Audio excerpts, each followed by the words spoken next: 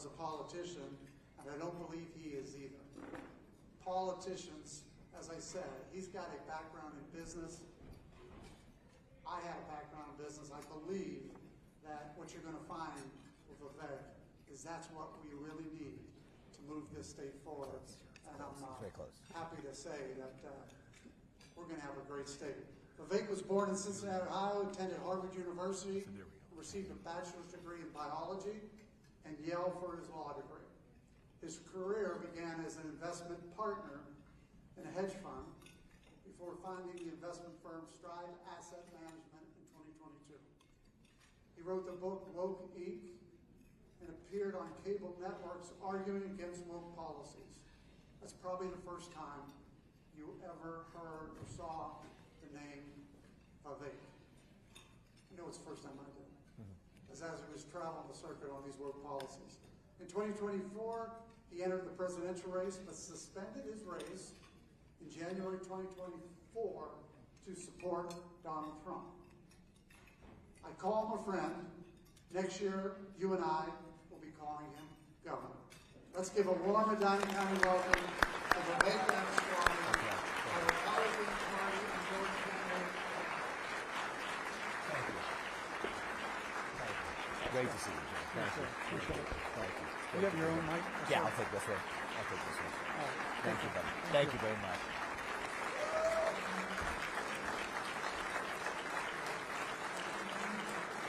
Give my friend Jim Renace another round of applause. Jim, you do a fantastic job here in Medina County. So proud of you. And also our friend Dave Yost, another round of applause for being here tonight and recognize all of your contributions and leadership. Thank you. Thank you for that warm welcome, Jim. We appreciate it. And I'll tell you, you give a bit of my own story. I'll share a little bit more of it in depth. My parents came halfway around the world to Cincinnati, Ohio, of all places, about a half century ago. I actually had a funny story where I asked my dad, why'd you come halfway around the world to Cincinnati? He said his older sister had lived in Fort Wayne, Indiana.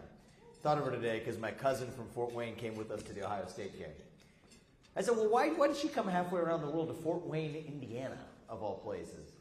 And we joked around, it is the only U.S. state with the word India in the name of the state. So that was how my dad ended up in Cincinnati. He married my mom.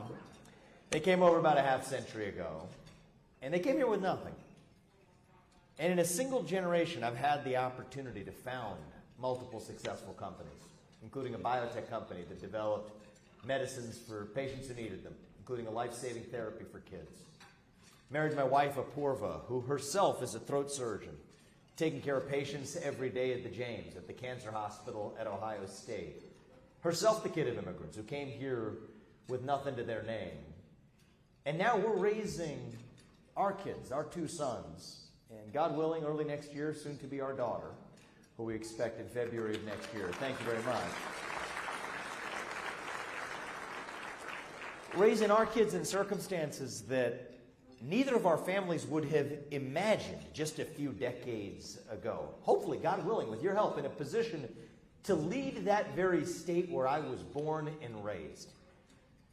To me, the extraordinary part about that story is that it's really not that extraordinary in the United States of America. This is the country, and I believe we are the state on God's green earth where that story is possible. It is normal. That's what makes the American dream special. That's what makes the United States of America distinct from every other nation in human history, actually. I met a young woman from Italy who was an exchange student earlier today. I mean this in a kind way. Where is she? With a high school student? She went, where she was? I see her over here. Yeah. You can go halfway around the world. We welcome our exchange students from a place like Italy. But you think about it, we go halfway around the world. You could move to Italy and you would never be an Italian. Now, you could move to Germany and you would never be a German. You could pack your bags and live the rest of your life in China or Japan, and you would never be Chinese or Japanese.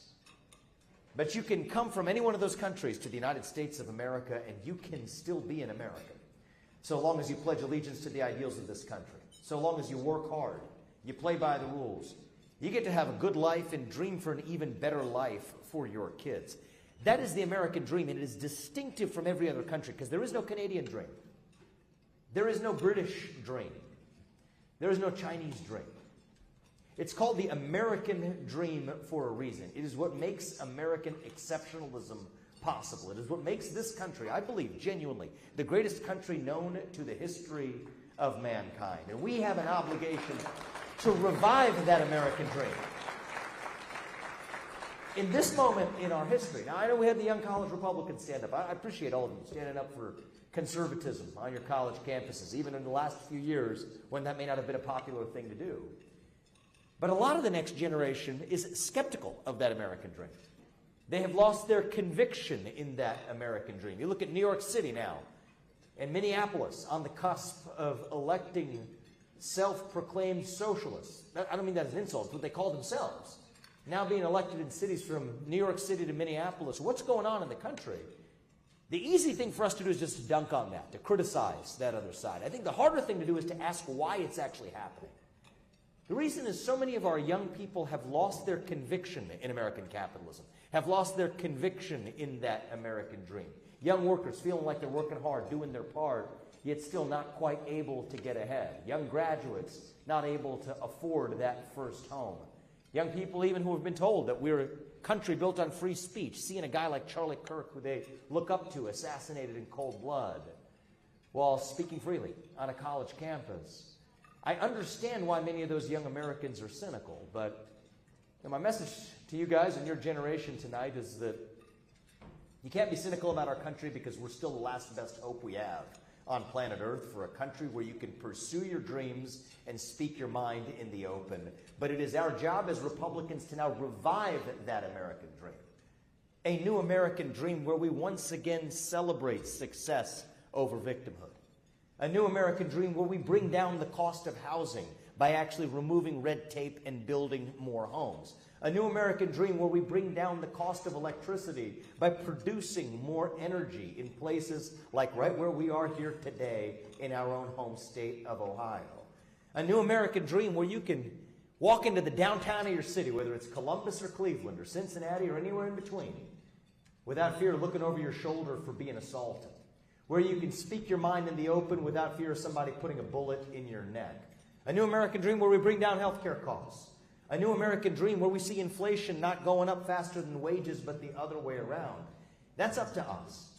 And the reason I'm running for governor is I don't think the federal government alone is going to be able to accomplish that. To the contrary, I want Ohio to be the state where we revive the cradle of the American dream for our country. I'm running for governor because I want Ohio to be the top state, not just in the Midwest. Because frankly, we are already the best in the Midwest. I say this as someone who visited Minnesota recently. I can confirm that we're among the best in our region, okay? We're doing great as a state, but great is not good enough for us. I want to lead Ohio to be the top state in the country, to revive that American dream, to give your kids a world-class education, to grow a small business into a big business, to be the state where we actually celebrate capitalism and free enterprise instead of apologizing for it, to be the state where patriots across this country actually flock to and flock back to instead of just going to places like Florida or Texas.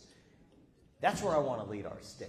Now, there are those who will say, we have friends in other states, in Florida, Texas, or California or New York, who will, friends of mine will say, we like you and everything, but don't get carried away.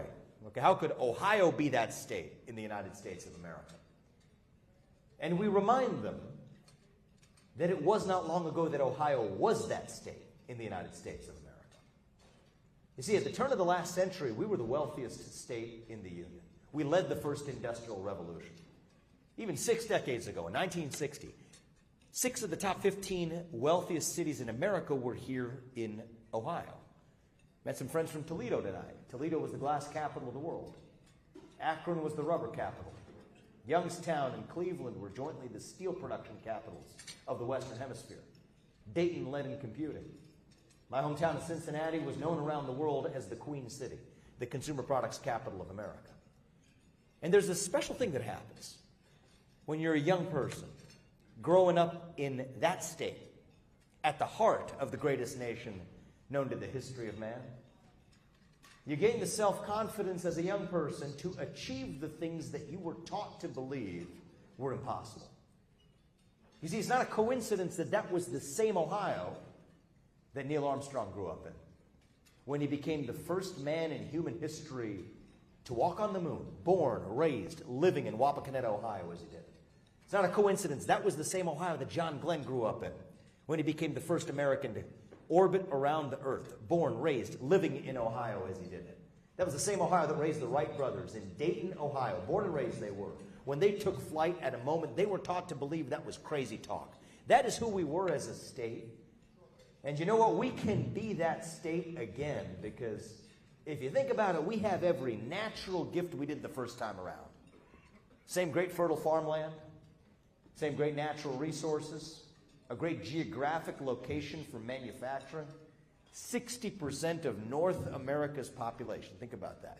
60% of the entire continent's population within a single day's drive of where we're sitting right now. Natural gas to our east, water to our north, Erie Canal to New York City, Ohio River to the Mississippi. God has blessed our state with every natural gift we could wish for to be the state that leads the United States of America back to greatness. To be the state that powers America's comeback. All we have to do is to once again believe in ourselves to be that state again. And what I want to see is a revival of that conviction. If America was a frontier state because of Ohio, if we were America's first frontier, we ought to be America's next frontier. If Silicon Valley led the way for the last 10 years, let it be the Ohio River Valley for the next 10 years. Building on the sectors that got us here, from agriculture and farming, but building on that foundation to also chase the sectors of the future. From semiconductor production, to nuclear energy, to natural gas. The state where we embrace life sciences and biotech innovation, to our defense industrial base. Even the state where we actually use AI and quantum computing. Not to take old jobs, but to make new jobs through workforce training and education. That's where I want to lead our state. And that will require some change. I will be honest about that.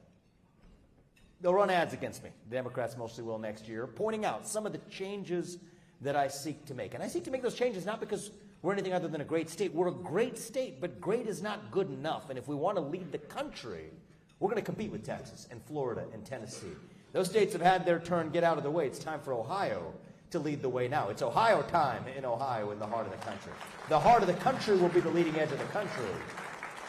And that will require positive changes like one that I think you share in common with me and Vision, Jim, don't you? We've got to be a zero-income tax state. We should be a zero-income tax state because you deserve to keep what you earn. It is your money, not the government's. And if 8 other states can do it, we can get it done. We're the state that put a man on the moon. We're going to do that while also bringing down the property tax burden in this state, which has gotten insanely high. It is your land, not the government's. You should not be paying more in your property taxes than you are in the principal and interest payments on your mortgage. That's un-American and antithetical to our values as Ohioans. And we're going to do that while also improving educational quality in our schools. I'll tell you, the Democrats, they challenged me on this one. And let's give them the fairest shake we can, right? Let's give a fair shake here to the best argument that they'll make. They will say, okay, how are you going to bring down our property taxes, which pay for our schools, while also claiming to improve the quality of our schools? Fair question. To which I say that the evidence points to the fact that the real problem with our schools is a deeper failure of standards and a failure of quality. The schools that spend the most money per student are the ones now delivering the poorest results on a per-student basis. The schools that have seen the greatest increase in funding since the COVID-19 pandemic have seen the greatest declines in performance since the COVID-19 pandemic. So I'm not saying that means that if you cut the funding, performance goes up automatically. What I'm saying is there's a deeper issue that we have to have the courage to confront. I want us to be a state that embraces, I won't apologize for this, that embraces school choice to the next level, to go to full universal school choice in Ohio, because every parent deserves to send their kid to the best possible school they can. But it is also true that there are many parts of our state where there are no other choices other than the public school, which means we have no choice other than to make sure that our public schools are able to compete with the best of those alternatives. And that requires a return of a foreign concept in American public education, which is the idea of standards. On my watch as your next governor, the way we're going to improve academic performance while bringing down your property taxes is bringing those standards back to our schools. The principal's the most important person, arguably, in the building. They should be able to determine which teachers gets hired or fired, promoted, or actually even paid higher. The starting salary for a teacher should actually, on average, be higher than the $40,000 starting salary per year, but it will be paired with quality because those two things go together. Every third grader in our state will know how to read before they go to fourth grade, right? We were talking about that, Aiden. Stand up, Aiden. 19-year-old running for school board. I just met him about an hour ago. I was impressed by you, man. 19 years old. You're out of high school, though, right? Okay, I think you should be out of high school to run for school board. But if you're out of high school and you're 19, I like you represented on your school board. I said, what? Because you asked me a lot of school board candidates. We met about an hour ago. I said, well, what are you running on? I kid you not. What did you tell me? Third grade literacy. 24% of our third graders do not read at a third grade level, and I think that's a problem. Thank you. Give this man a round of applause. 19 years old. And Aiden, you know what? That caught my attention when you brought that up to me, because this is the whole ballgame. If you can read by the end of third grade, your chance of achieving success in life goes through the roof. Your chance of ending up on government aid is much, much lower. But if you cannot read by the end of third grade, when you start fourth grade, your shot at achieving success in life falls like a rock off a cliff. You're going to likely end up in prison, likely end up in government aid, much more likely to do those things than if you couldn't read. Well, what is our literacy rate? You talk about third grade reading levels, 24% for third grade reading level. I'll give you another stat. We're talking the same language here. In our Ohio 8 public schools, the big 8 public schools, the percentage of literacy when you're entering fourth grade is less than 45%. On my watch, that number will be 100%, because here's why. If you can't read by the end of third grade on my watch as your next governor, you're not going to fourth grade until you can. Okay, we're bringing standards back to education. Numeracy and algebra competence by 8th grade. Civic competence by the time you graduate from high school.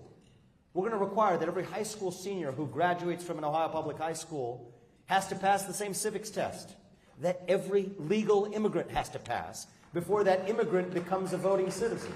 You got to know something about your country, to be proud of your country, to pledge allegiance to your country. I reject this myth that we must choose between somehow wasting money and delivering quality for our kids. We can save that money, put it back in your pocket, lift up our economy, and empower our kids to thrive. The ones who want to go to four-year colleges, we root for you. It's not falling into this trap of saying four-year college, therefore bad. No, for people who want to be a doctor like my wife, or an engineer like my father, or any other profession that requires a college degree, I want the best college degree programs available right here in Ohio. But we also want to make sure that every young man and young woman who wants to be an electrician, or a welder, or a plumber, or a mechanic, or a machine operator can also live that American dream without having to take on four-year college debt. Bring those earn-while-you-learn programs into high school. Put some money in the pocket of that 14 or 15-year-old boy who's lacking self-confidence to say, if college isn't for me, what do? They retreat, sit in their parents' couch in the basement, playing video games, smoking pot, ending up on government aid. I mean, it sounds funny, but it's a reality spreading across so much of our country. Instead, to empower those young people with the skills-based training they need, higher education beginning in high school itself, to empower them to stand on their own feet and pursue that American dream when they graduate. When you graduate from high school, either you're pursuing a four-year college degree and doing it with success, or else you're joining the workforce standing on your own 2 feet. It's either A or B. There is no option C. That's what success looks like when you're graduating from our high schools. This isn't hard. It's common sense. Now, to me, this isn't about right versus left. I say this is a proud Republican tonight to a room of proud Republicans. What we're talking about here isn't about right versus left. This is about right versus wrong. Hey, they punctuated my, thank you for they helped me out there. I like that with the dramatic effect. Thank you for that. Right, that's it. Right versus wrong. That's what the Democrats are giving us, right? A bunch of broken plates in the back of the room. Well, you know what? And we planned this. We got to have some fun from time to time. But the truth is, I don't care what you call yourself. You could call yourself a libertarian, independent, orphaned Reagan Democrat, or politically homeless. As long as you care about giving your kids the same shot at the American dream that this state and this country gave to me and to my family. As long as you believe the world-class education that we can get in this state is the birthright of every Ohioan, we will work with you to lead our state to greater heights than we have ever seen. Because we are not a state in decline. We are not a nation in decline. We are a state, a region, and a nation still in our ascent, on our way up. Not in some fake politician way. Jim, we just said politicians in the bio now, but I don't mean this in some, kumbaya, Pollyanna, cheesy politician way. I mean it in a true way. I truly believe that Ohio's best days and America's best days are still yet ahead of us. I truly believe in that American dream. I truly believe that if you work hard, you play by the rules, you get ahead in this country with your own ingenuity, your own commitment, your own dedication, that you're free to speak your mind at every step of the way. That is the American dream. That is what we are running to. That is what we will revive in our own home state of Ohio, in the heart of the country, to give inspiration to the other 49 states to follow our lead rather than the other way around. To be the state that revives that shining city on a hill, that example that the free world aspires to for what is possible here in Ohio. You know what? Today there's a little meme on the internet where young people, when they see something old or out of touch or out of fashion, on TikTok, what do they say? Only in Ohio? That irritates me. 10 years from now, you know what they're going to say when we're powering manned rockets to Mars? When we're leading the world in the production of the energy of the future right here, curing previously incurable diseases with cures discovered right here in Ohio. 10 years from now, you young people, you're going to say only in Ohio then, because we are demonstrating what is possible. I believe that is within our reach. We've got to win next year to do this. I'm going to ask for your help in that. You said Medina County is a red county. Great. The way we win elections is making sure that our core conservative base actually shows up, especially next year. A year when my friend Donald Trump's not going to be on the ballot, we're going to have to do our part. We're not going to take anything for granted. Are we in a good position now? I'll always be frank with you. I think we are. I think we're in a very good position. But is complacency an option? No, complacency is never an option. And if we can win, we want to win. If we can win by 10 points, we'd rather win by 20. We want such a decisive mandate. With your help in Medina County, we're going to accomplish that. You are part of that team. This isn't just about defeating the left. Frankly, we did that last year. I could care less about owning the libs. I want us to own responsibility for leading our state to new heights. I want us to own responsibility for saving our country. I don't want to hold ourselves to the standards of the Democrats. We hold ourselves to our own standards of excellence. And by the way, if we do that, we're going to discover 8 years from now, a lot more counties are going to be the same thing about themselves, Jim, that you said, is that they are red counties in the state that didn't know they were red counties. We're going to just help them figure that out by lifting up the quality of life in every part of the state. Not just central Ohio, but every part of Ohio. From Toledo to the foothills of Appalachia, the success of Ohio will include the success of every part of Ohio. That is a team effort to get there. And I view every one of you in this room as a critical partner and part of that team. It's not somebody else coming out to save us, not from the White House, not from the governor's mansion. If we are going to be saved and led to new heights as a state, it is going to be because all of us, every one of us, steps up and does our part. For those of you who are endowed with financial resources, to those of you who have a little bit of extra time to volunteer, to knock some extra doors, put some extra yard signs up. Speak to your friends, especially those few Democrats maybe even here who may be open to thinking about things in a different way. That may be the hardest one of all. But I'm going to ask you to do your part. Go home tonight, look yourself in the mirror and ask yourself, what is a unique gift that God has given you? And how are you going to use it to lead our state to new heights?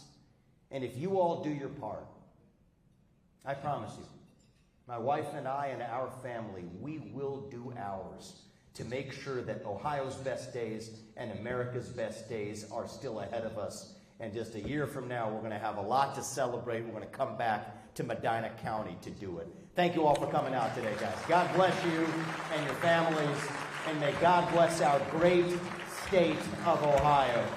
Don't stop fighting. This country is worth saving, and we will. Thank you, guys. We love you. Thank you, Jimmy.